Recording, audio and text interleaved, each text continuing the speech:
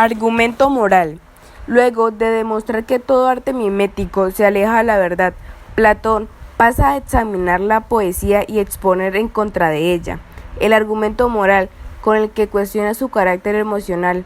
Para empezar, sostiene que la poesía imita a hombres que llevan a cabo acciones voluntarias o forzadas, y que, en consecuencia de ese actuar, se creen felices o desdichados.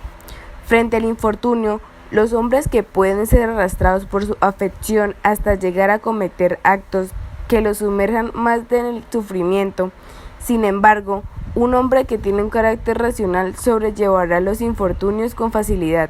En otras palabras, la racionalidad permite acostumbrar al alma a curarse rápidamente, suprimiendo la lamentación y los sentimientos negativos, odio, rabia, etc. En la Grecia antigua, el poeta era considerado como el educador de su pueblo. Para los griegos, la poesía era un vehículo capaz de transmitir los preceptos y los conocimientos éticos por los cuales debían optar los ciudadanos. Homero y Hesíodo fueron los ejemplos más representativos de esta concepción. No obstante, Platón comienza a señalar algunas inconsistencias en los contenidos y los temas de la poesía griega. Para él, más que edificar y fortalecer la racionalidad, conduce a la queja y al desconsuelo, es decir, que alimenta la parte irracional y perezosa del alma. En consecuencia, los poetas griegos, hasta entonces considerados grandes maestros, no pueden ser guías de la formación de los jóvenes griegos. En el libro X lo presenta de la siguiente manera. Sócrates decía que era evidente que el poeta imitativo no estará relacionado por la naturaleza con la mejor parte del alma, ni su habilidad está inclinada a agradarla. Si quiere ser popular entre el gentío, sino por naturaleza se relaciona con el carácter irritable y variado, debido a que este es más fácil de imitar. Glaucón dijo que este era evidente. Sócrates dijo que por lo tanto es justo que lo ataquemos y que lo pongamos como correlato del pintor, pues se le asemeja en que produce cosas inferiores en la relación con la verdad, y también se le parece en cuanto trata con la parte inferior del alma y no con la mejor. Y así también es injusticia que lo admitiremos en un estado que vaya a ser bien legislado, porque despierta dicha parte del alma, la que alimenta y fortalece, mientras echa a perder la parte racional. También en la República, Platón expone un plan de educación para los jóvenes griegos. En él, por supuesto, no hay lugar para el estudio del arte. En otras palabras, las artes imitativas están conectadas por carácter nocivo, la pintura y la escultura, porque nos impiden alcanzar el conocimiento verdadero, y la poesía porque difunde modelos equivocados de conducta. Sin embargo, algunos estudiosos de esta crítica al arte consideran que Platón deja una puerta abierta al quehacer artístico con la medida que no es del todo posible anular el carácter didáctico del arte. Pensemos, por ejemplo, en el arte del neoclasicismo, siglo XVIII, que se destaca por su fin educador, por lo que acentúa el didactismo y su finalidad moralizante. Aristóteles y el arte. Aristóteles también nos habla del arte como imitación. Sin embargo, para él este concepto expresa algo distinto a la apariencia y la ficción, términos con los cuales lo identifica Platón.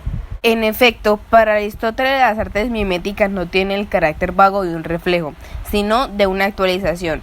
Es decir, que en la obra de arte se repite o se vuelve a hacer presente un acontecimiento para que lo experimentemos de nuevo y ampliemos nuestro conocimiento sobre él. En la cual Aristóteles sintetiza sus consideraciones en torno al arte se titula La Poética. Allí empieza exponiendo qué es la poesía, la epopeya, la poesía trágica y también la comedia. Y la poesía ditirámbica vienen a ser todas las generales imitaciones. Por ejemplo, la tragedia imita las acciones de hombres valerosos que caen en desgracia por culpa del destino. La comedia, las acciones risibles de hombres comunes que no pueden producir dolor ni pueden considerarse fatales. Además, al preguntarse cuáles son las causas que dan origen a las manifestaciones artísticas, Aristóteles menciona dos: nuestra habilidad natural de imitar y nuestro gusto por las imitaciones. En general, parece que dos causas, ambas naturales, generan la poesía: la capacidad de imitar con natural a los hombres desde la infancia. en lo cual se diferencia de los demás animales porque el hombre es el más propenso a la imitación y realiza sus primeros aprendizajes a través de las imitaciones, y la capacidad de gozar todas las imitaciones. La causa es asimismo que el aprender no solo resulta placentero para los filósofos, sino también para los demás. Por eso se reconcilian las miradas de las imágenes, porque resulta que quienes la contemplan aprenden y deducen lo que cada objeto es. Los artistas nos presentan imitaciones de la realidad, es decir, imágenes de aquello que los perciben y también nosotros podemos observar. Paisajes, animales, personas, objetos, etc. Cuando estamos frente a la imitación, es decir, la obra de arte, disfrutamos descubriendo aquello que conocemos en la realidad, en otras palabras, reconociendo que es lo imitado.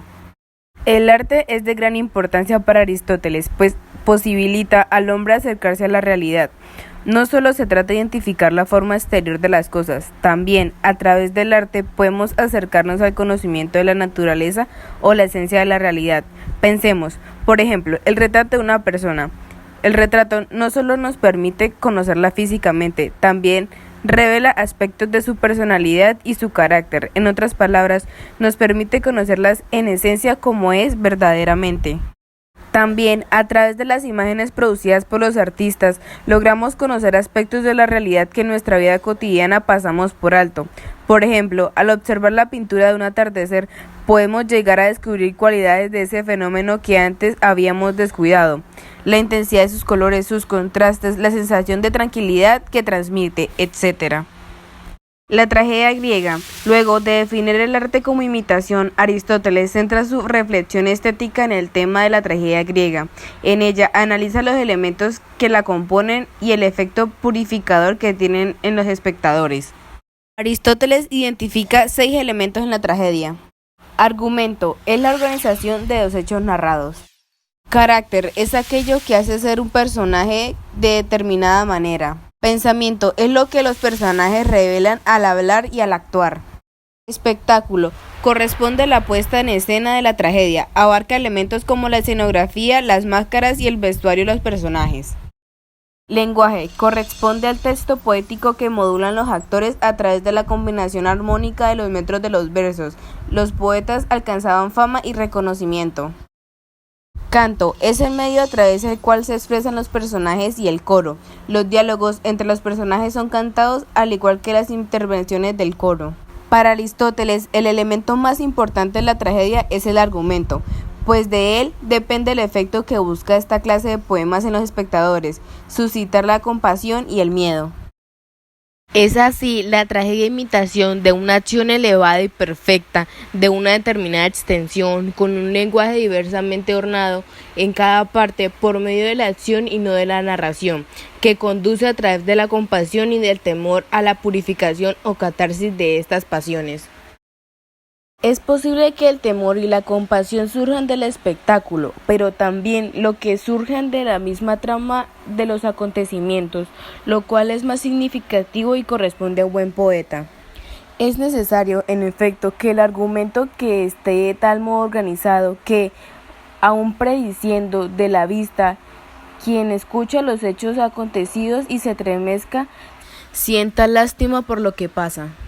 No se debe buscar en la tragedia un placer cualquiera, sino el que es propio. Y por supuesto que el poeta debe producir por medio de la imitación el placer que surge de la compasión y del miedo. Es evidente que aquello que se haya de lograr en los acontecimientos mismos. Ya hemos definido la tragedia como la imitación de las acciones de hombres dignos y elevados que sufren por desconocer su destino. Recordemos que los griegos aceptaban la creencia religiosa en el destino. La vida de cada hombre acontece de acuerdo con aquello que los dioses han manifestado. La cuestión está en ningún mortal conoce con exactitud qué es lo que aquello quieren los dioses que han dispuesto para él. En otras palabras, ignora su destino. Desconocer el destino posibilita apartarse de él. Entonces, los dioses entran a restablecer lo dictaminado, generando el sufrimiento y la desdicha. Así, por ejemplo, tenemos el caso de los héroes trágicos más emblemáticos de la poesía. Edipo. En la tragedia de Sófocles, Edipo intenta escapar de su destino, asesinar a su papá y casarse con su mamá. Sin embargo, Pese a su convicción y voluntad de optar por algo distinto, lo que se impone al final de la tragedia es el cumplimiento de aquello elegido por los dioses para él. La finalidad de representación de una tragedia era despertar en el público los sentimientos de la compasión y el temor.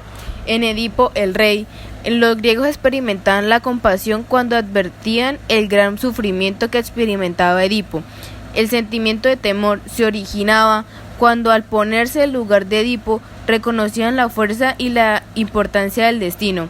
En otras palabras, la obra de arte les permitía experimentar, afirmar y entender mejor la creencia religiosa en el destino. Ellos, al igual que Edipo, estaban a merced de esta fuerza sobrehumana que guiaba la vida de los hombres. Para Aristóteles, a través de los efectos de la tragedia, se cumple la finalidad de toda manifestación artística, posibilitar el descubrimiento y el reconocimiento del mundo y de sí mismo. El arte es lo que los griegos llamaban poesis, es decir, saber hacer que algo que estaba oculto apareciera.